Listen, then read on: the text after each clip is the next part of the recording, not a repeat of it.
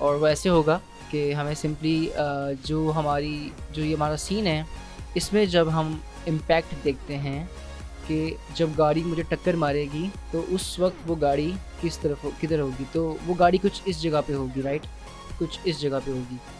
सो मैं यहाँ पे क्यूब बना सकता हूँ और उस क्यूब की हाइट में तकरीबन अपने जितनी रखूँगा, तकरीबन कुछ इतनी। और मैं इसको करूँगा कंट्रोल सी और अपने सीन में ले जाऊँगा कंट्रोल वी। सो ये क्यूब अब यहाँ पे है।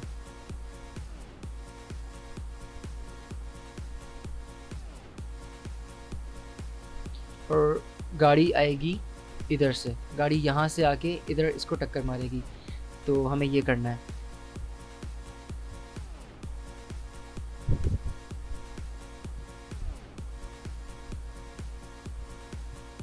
इस क्यूब को मैं एक कलेक्शन में डाल दूंगा जिसका नाम होगा मॉडल, क्योंकि ये मैं हूँ। तो ये क्यूब मैं हूँ और ये गाड़ी जो है हमारा रीमेश्ड मैश है जिस पे हम क्लॉथ सिमुलेशन अप्लाई करेंगे। और ये गाड़ी जो है ये हमारी वो मैश होगा जो हमें नज़र आ रहा होगा कैमरा में। फ़ाइन। तो अब हम क्या कर सकते हैं, हम एक एम्प्टी लेंगे और दोनों गाड़ियों को उस एम्प्टी से पेरेंट कर देंगे।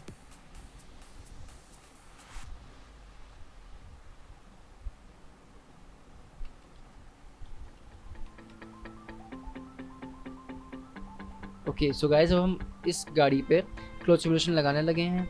और ये ऐसे होगा कि आप क्लॉथ पर क्लिक करेंगे और सिंपली इसके ऊपर एक लेदर का आई गेस अप्लाई करके देखें प्रीसेट और चेक करें कि आपकी सिमुलेशन कैसी हो रही है। एंड नाउ लेट्स सी कि हमारी सिमुलेशन कैसी हो रही है।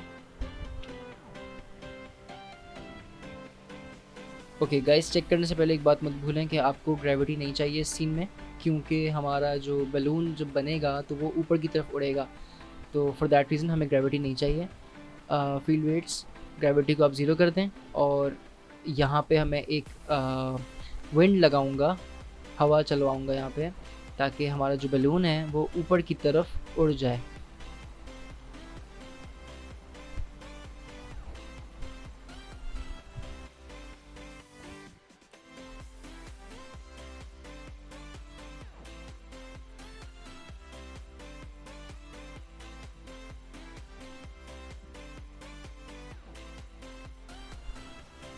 ओके सो गाइस, ऑल्सो आपको इस गाड़ी में जो है प्रेशर भी अप्लाई करना होगा।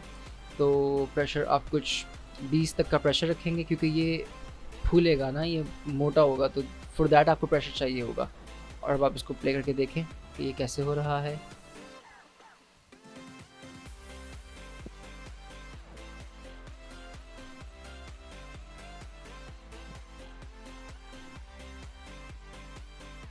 सो गाइस, ये इस तरह से एनिमेशन होगी। तो अब हम इसको एनिमेट भी कर लेते हैं हाथ के हाथ, ताकि हमारी जो सिमुलेशन है हमें बाद में एक ही मरतबा बेक करनी पड़े। मैं इस विंड को भी इस एम्प्टी के साथ पेरेंट कर दूंगा और फिर मुझे सिंपली क्या करना है। ओके, फर्स्टली एक तो इसका स्केल काफ़ी छोटा है तो मैं उसको बड़ा करूँगा। तो आई थिंक हमें तो स्केल काफ़ी बड़ा करना पड़ेगा। लेट्स सी, अगर मैं एक न्यू एम्प्टी लेके उसको इन सब का पेरेंट बनाता हूँ तो मैं इजीली इनका स्केल बड़ा कर सकता हूँ और ये सब अपनी जगह से भी नहीं हिलेंगे।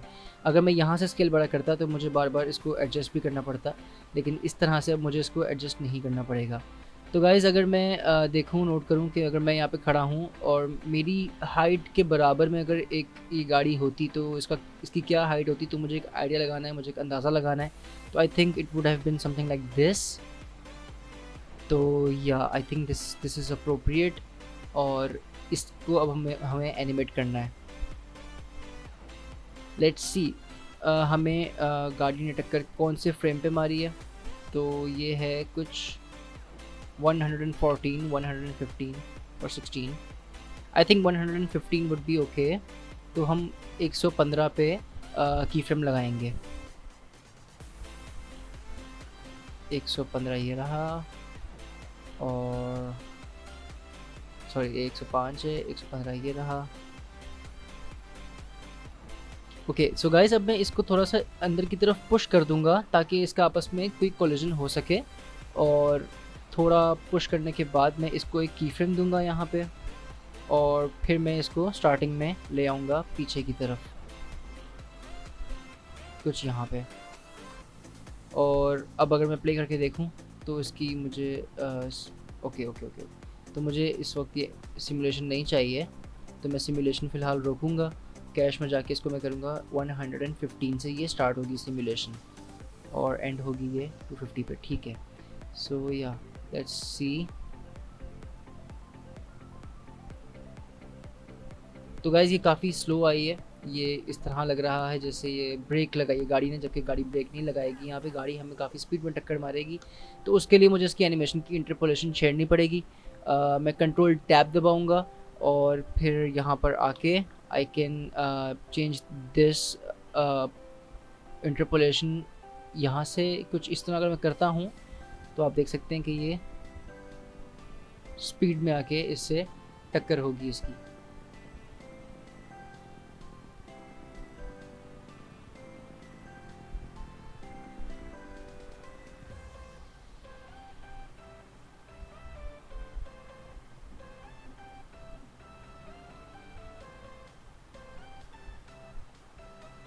ओके सो गाइस, आप देख सकते हैं कि इस वक्त हमारा जो बॉक्स है, वो हमारी जो ये क्यूब है वो इससे इंटरेक्ट नहीं कर रहा, ये क्योंकि इसके ऊपर अभी तक हमने कोलिजन लगाया नहीं है। अब हम इस पर कोलिजन लगाएंगे और फिर हम इसको बेक करके देखेंगे कि क्या होता है। और अब हम ट्राई करते हैं control S to save the file.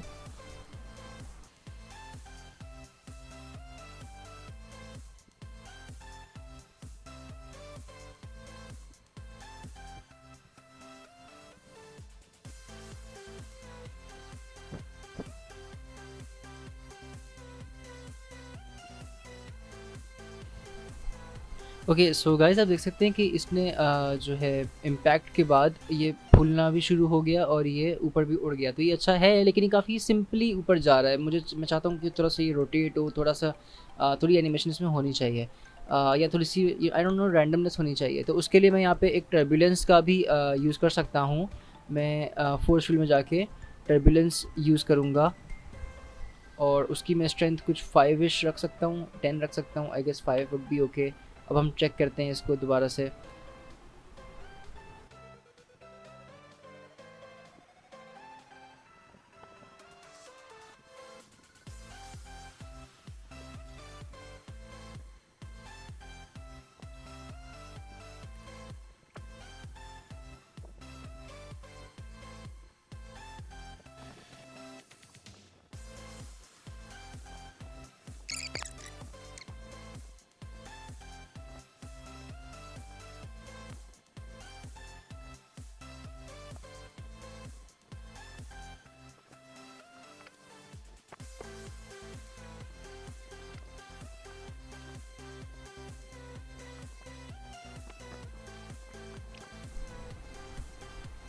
Okay so guys, इसकी बेकिंग हो चुकी है और अब ये कुछ इस तरह से है। तो ये सही है, आई गेस हम इसको यूज़ करेंगे। गाइस अब हमें एक मॉडिफायर यूज़ करना है, इसका नाम है मैश डिफॉर्म मॉडिफायर। तो आप यहाँ पे आएंगे मॉडिफायर्स में और आप मैश डिफॉर्म यूज़ करेंगे, यस ये वाला। और फिर आप अपने क्लोथ को सिलेक्ट करेंगे। तो ओके सो गाइज़, यहाँ पे मैं आपको कहूँगा कि अपनी फ़ाइल सेव रखें, क्योंकि जब आप इस बटन पर क्लिक करेंगे तो हो सकता है कि आपकी पीसी की जो फ़ाइल है, अगर आपका पीसी हैंडल नहीं कर पाता तो फ़ाइल क्रैश कर जाएगी, क्योंकि ये थोड़ा हैवी काम है। अगर आपका 5 के ऊपर हैंडल नहीं कर पा रहा तो आप उसको 3 पे करें, 4 पे करें। सो या लेट्स डू दिस। मेरा पीसी भी शायद 5 पे हैंडल ना कर पाए, मैंने ये पहले ट्राई किया है। तो let's see how this goes. Control S, bind. Alright so guys, after multiple attempts मेरा ये फाइनली बाइंड हो गया था। तो आई वुड रिकमेंड कि आप एटलीस्ट 64 GB रैम की मशीन पे ही ये बाइंडिंग करें, वरना it's very difficult for your computer to handle such modifiers, क्योंकि ये काफ़ी हैवी होते हैं और आपके पीसी के लिए काफ़ी हैवी हो सकते हैं। मेरी फ़ाइल भी मल्टीपल टाइम्स क्रैश की है, लेकिन फाइनली इट्स बिन बाइंडेड। तो अब हो क्या रहा है मैं आपको वो दिखा देता हूँ। सो अब ये हो रहा है कि ये दोनों मैश एक साथ एनिमेट तो हो रहे हैं। ओके, ये यहाँ से एनिमेशन हो रही है। Okay, so at this point 117 frame 117 से क्या हो रहा है कि ये वाला जो मैश है ये क्लॉथ बन जाता है, एज इन ये फूल जाता है इस तरह से। और मैंने इसके ऊपर बाइंडिंग क्योंकि लगाई हुई है, तो इस वजह से उसका मैश भी जो है वो फूलना शुरू कर देता है।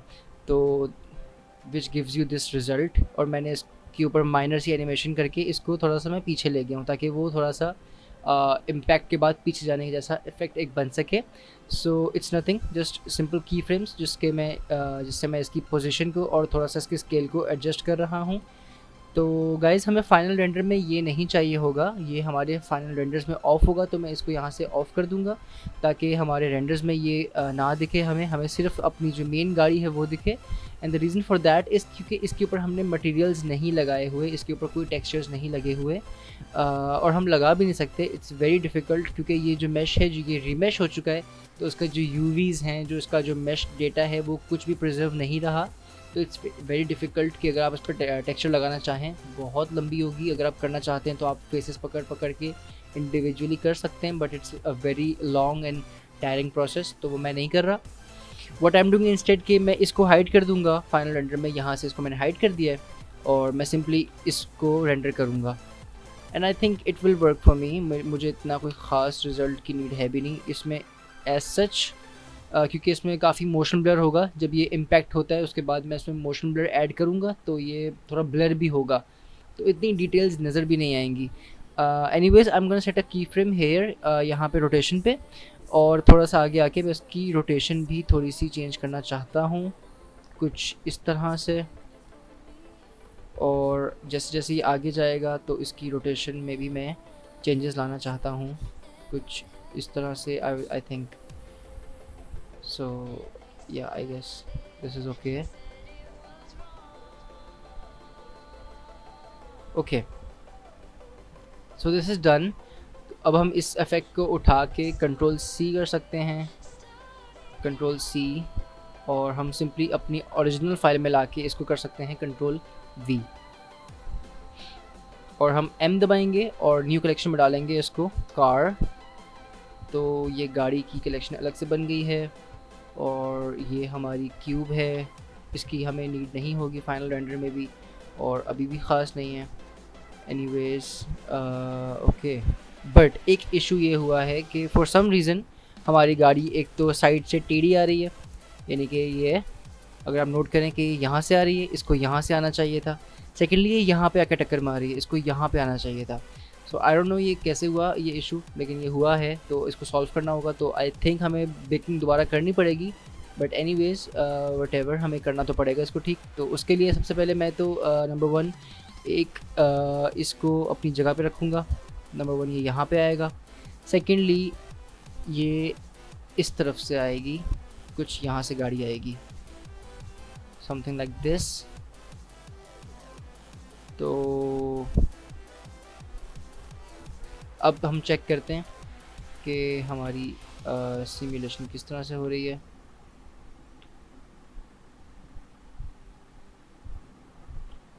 तो अब हम इसको बेक करेंगे दोबारा से, इसको सेव कर लें पहले बेक करने से पहले। Okay, so now let's wait.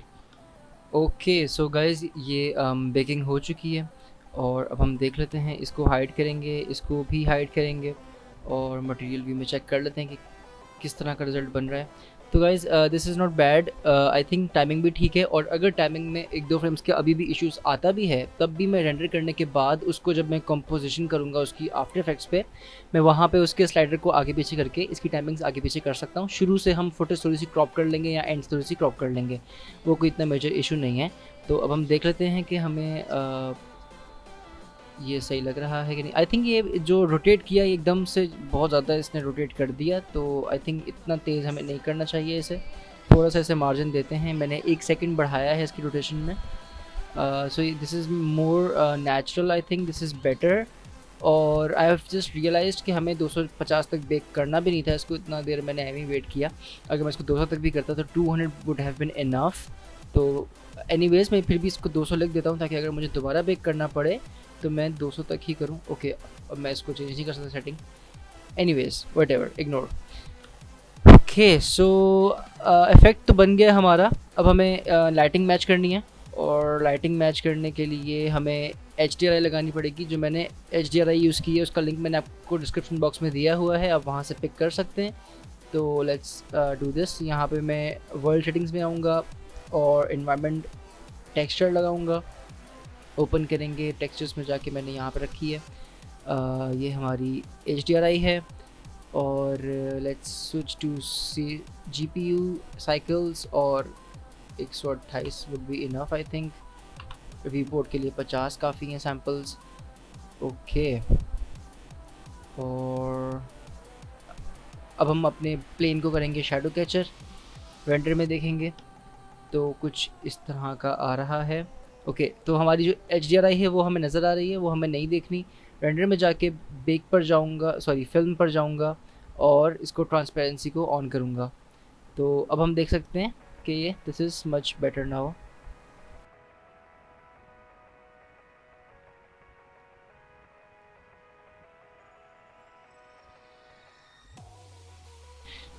I think guys ये यहाँ पे थोड़ी सी नीचे होनी चाहिए स्टार्टिंग फ्रेम्स पे। ओके, इसकी शेडिंग पे भी इश्यूज आए हुए हैं, इसको भी हम रिजॉल्व कर लेते हैं, बस सही है। ओके, आई थिंक यहाँ पे इसकी जो पोजीशन है थोड़ी सी नीचे होनी चाहिए।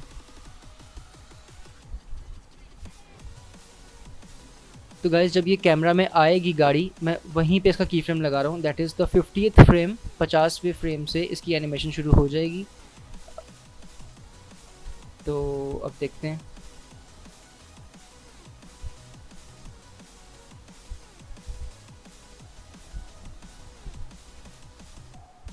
Okay, so this is not bad, actually it's very good I think. तो अब मुझे इसकी लाइटिंग सेट करनी है, और उसके लिए मैंने एक HDRI लगाई है। तो अब हम देखते हैं कि उसका कैसा इफ़ेक्ट बन रहा है।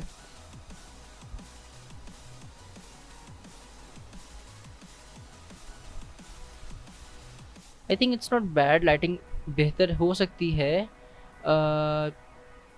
बट आई थिंक अभी हमें फ़िलहाल फोकस करना चाहिए इसकी मास्किंग पे। So we are going to move on to that right now.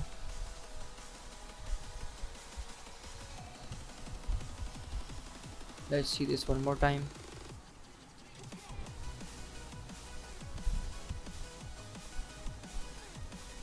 Okay, so I think इसका जो स्केल अप हो रहा है वो काफ़ी कम है, मैं ज़्यादा करना चाहता हूँ इसको। तो उसके लिए मैं इसको मज़ीद स्केल अप करूँगा, something around may be here, may be something like this. और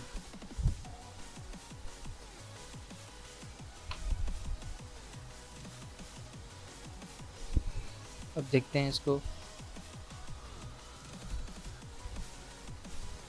आई थिंक इसको मज़ीद स्केल अप होना चाहिए, नहीं इतना काफ़ी है।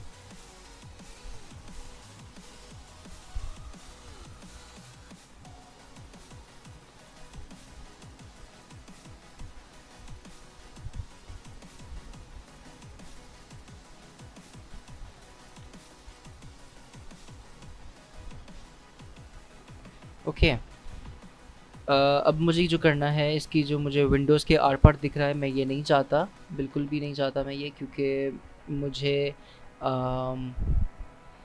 इसके अंदर मैंने कैरेक्टर नहीं बिठाया हुआ, तो मैं नहीं चाहता कि इसके हमें आर पार दिखे। तो मैं इसकी अल्फ़ा चैनल को फुल कर दूंगा, इसकी ट्रांसमिशन में 0 कर दूंगा, और इसकी रफनेस में इंक्रीज़ कर दूंगा। So I think that should have solve the issue.